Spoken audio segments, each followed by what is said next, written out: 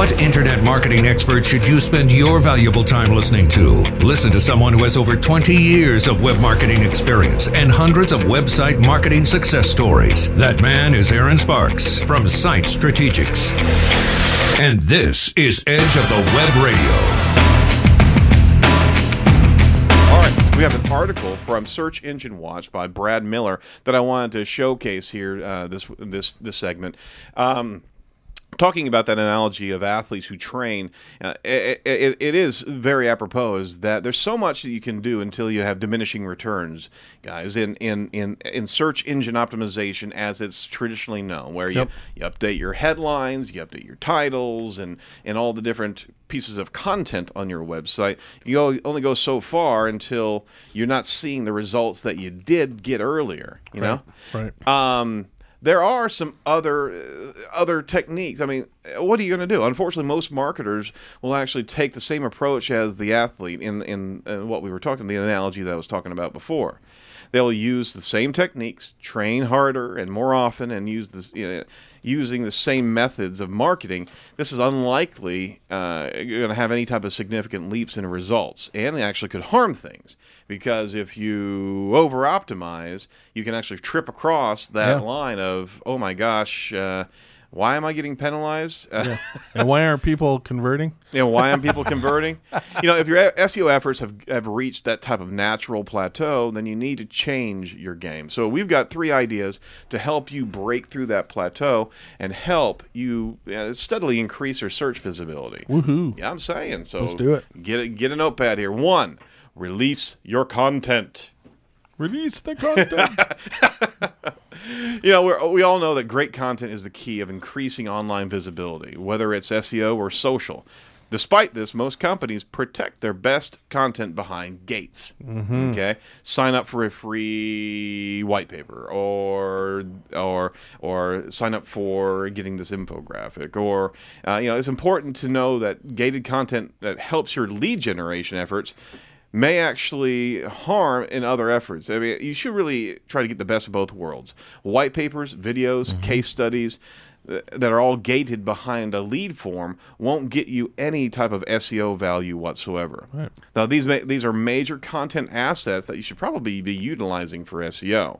Why not repurpose some of these ideas in your white paper into blog posts? Okay, about repurposing, and we're all about repurposing. You have one initiative, one message, very similar to this show. We repurpose this show. We put a transcript online for Site Strategics, so we have the content that we're talking about right here on our own website, not just the edge of the website, edge of the web radio information.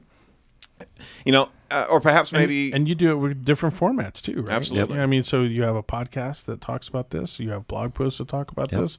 Images, infographics. Big Latin, whatever. Presentations.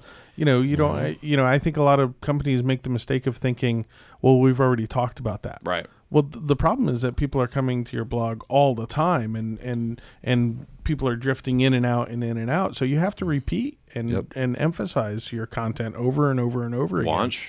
Wash, rinse, and repeat. I mean, literally, you have to have a different understanding of the traffic. Yeah. That, one, they're not all going to see it at the same time. Exactly. And they're going to be coming in at different vantage points of your website, and they're going to be looking for different things. Yeah. So some people love to watch a video. That's right. Other people love to look at a graphic. Yep, absolutely.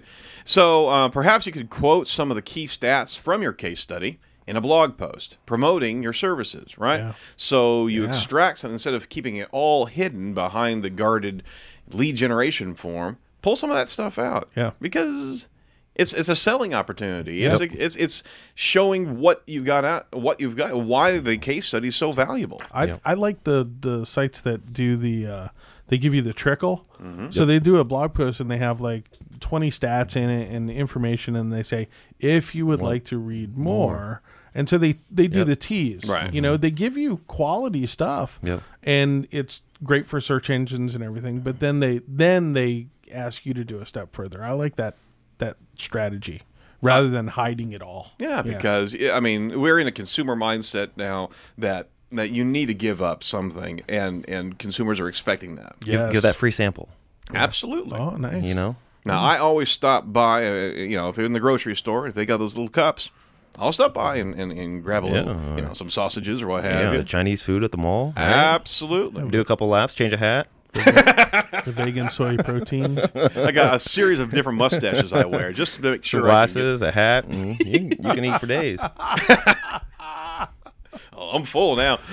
You do need to make sure that you're repurposing that content. It will increase your search visibility, but it'll also increase your social referrals and inevitably the number of leads to your website. Yes. Another way to utilize that gated content for SEO is to offer it in multiple places. Why not make it available to visitors as gated content, but also offer it as ungated as well? Anyone who reached your lead form won't know that they could get the content without providing their details and filling out a form. This gives you the best of both worlds. The content will be indexed, it will generate more traffic, and your lead generation won't be harmed. Now, That's a great point. You're not misleading your visitors. You're not doing anything wrong here. You're just having it shared and available in different manners and different ways. Right. Okay. So point number 2 here. Focus on the long tail. Yes. Oh, I tell you what now. If you don't know what long tail term is, it's literally, well, put it this way. During the first phases of an SEO campaign, if you hire somebody to actually get you ranked, the focus is usually on the major keywords and phrases, the big traffic, those trophy words that are out there. These will be linked to the most important pages of your website, right? And it's usually the rankings of these key pages that plateau first. They can only go so far, right? Well, when this happens, the best approach is to cast your net wider.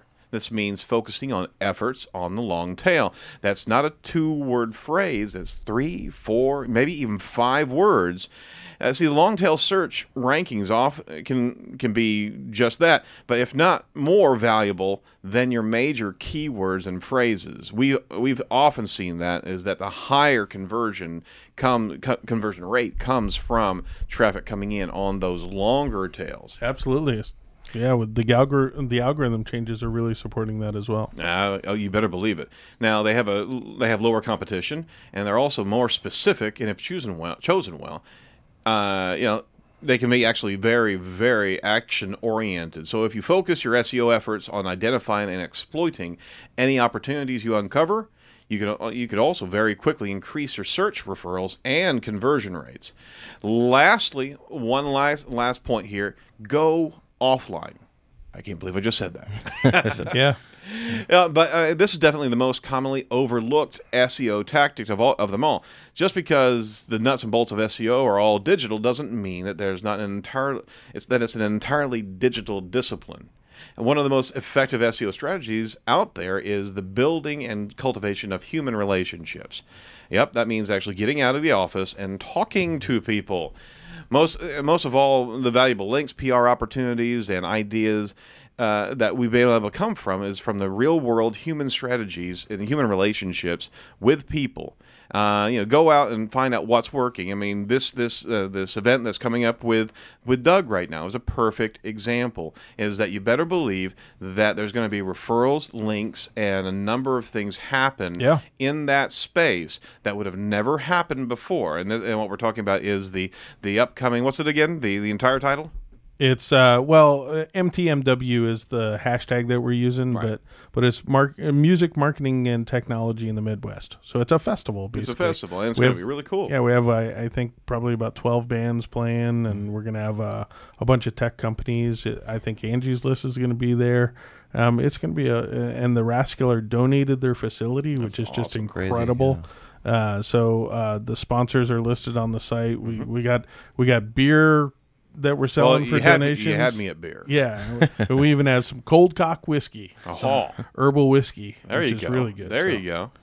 Well, see, that's the thing is that you're in an environment where it opens up the ability to network and share information. Yeah, we're promoting all of those sponsors all the time. Right. Socially, in blog posts, and everything. So those sponsors are getting SEO benefits from this. They are getting other benefits. That's a great point. Yep. Well, I mean, don't make a mistake of avoiding that type of interaction because it actually can create some incredible value for you.